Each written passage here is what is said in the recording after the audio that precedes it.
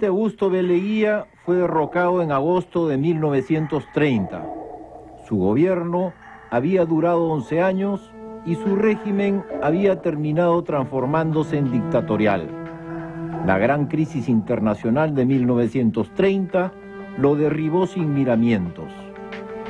El autor del golpe fue el comandante Luis Sánchez Cerro, quien se sublevó en Arequipa. Su manifiesto fue redactado por el eminente jurista José Luis Bustamante y Rivero. En él se prometía terminar con la tiranía y convocar a elecciones libres. Creo que es la sombra del final del gobierno de Leguía lo que hace que los 16 meses del gobierno de Sánchez Cerro sean tan convulsionados. Sánchez Cerro inmediatamente ganó gran popularidad. Tenía la fama de hombre valiente, capaz de enfrentarse al poder absoluto y derribarlo. Las tendencias del sur andino, con su problemática propia, de alguna manera construyeron bases de ese liderazgo carismático en Sánchez Cerro, que tenía particularidades. Yo encontré un documento en donde a Sánchez Cerro se le tipificaba como Taita Cerro, por ejemplo, ¿no? Con la connotación que eso puede implicar, ¿no? El comandante Sánchez Cerro instaló en Lima una junta de gobierno que fue muy inestable. Duró apenas 7 meses. Los políticos le achacaban que quería convocar a elecciones para presentarse como candidato, siendo a la vez presidente en ejercicio. Antes de comenzar formalmente, ya se quería comportar como dictador.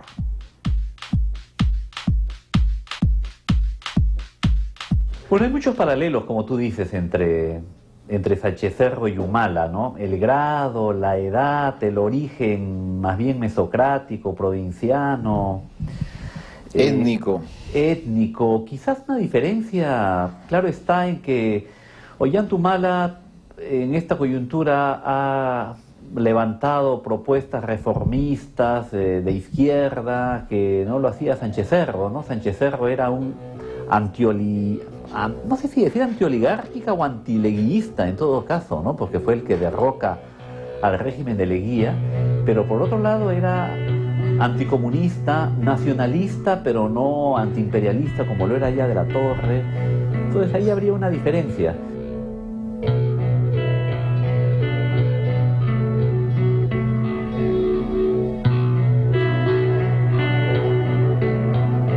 Había una crisis económica muy fuerte, que era la consecuencia nacional de la quiebra de la Bolsa de Valores de Nueva York en 1929 y la consiguiente depresión mundial. Fue tal la penuria del gobierno que los empleados públicos no fueron pagados durante meses. Todas las actividades productivas se redujeron al mínimo y el hambre y la desesperación ganaron las calles.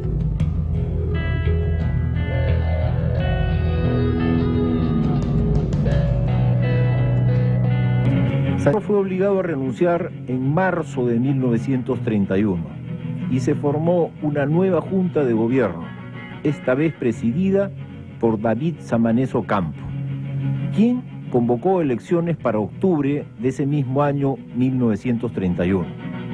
Cuando él deja el gobierno en el 31, en marzo del 31,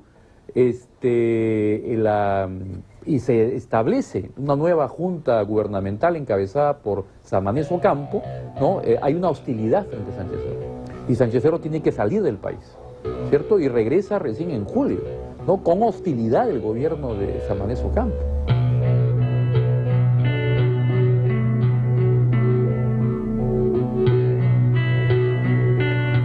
Sánchez Cerro partió a París y retornó en agosto para la campaña electoral.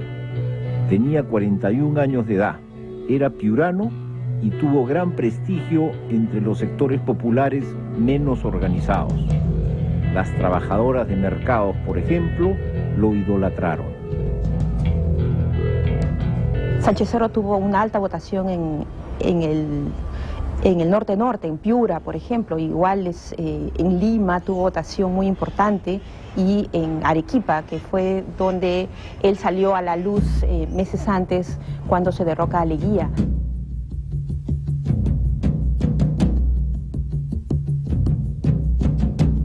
También tuvo el apoyo del poder económico y organizó el partido Unión Revolucionaria, que lo sobrevivió luego de su asesinato en 1933. Ganó las elecciones con el 51% de los votos válidos.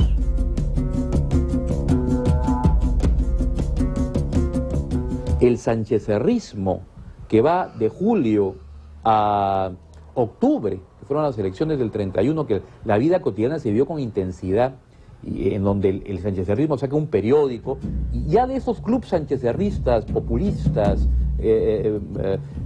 tumultuosos que rodeaban a Sánchez Cerro, ¿no es cierto?, ya tienen una dirección a partir de julio, el 30 de julio que se funda la Unión Revolucionaria, ¿no? Y la presencia de Sánchez Cerro ya con un programa, etcétera, y rodeado de un grupo de sectores de clases medias, y todavía en esos momentos no tiene una ligazón con lo que va a ser la oligarquía.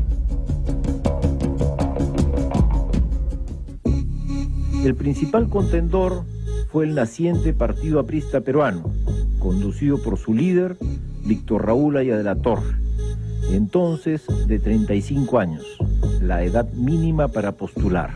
El APRA sí, como organización, por la clandestinidad, por la cohesión ideológica, por las características de liderazgo de Haya de la Torre, ¿no? Por la actitud sacrificial de muchos de sus militantes, claro, tiene una duración muy amplia.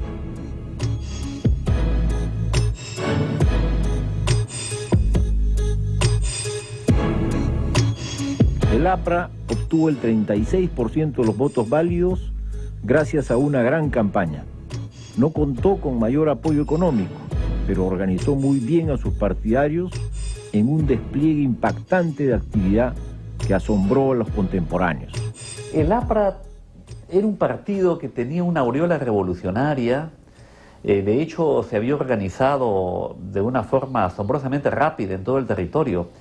Se había fundado el año 30, septiembre del año 30, formalmente en el Perú, ¿no? Porque hubo una primera fundación en México, pero en el corto recorrido histórico que tenía, había logrado formar grupos organizados en diversas ciudades del interior especialmente, y había habido varios conatos de rebelión.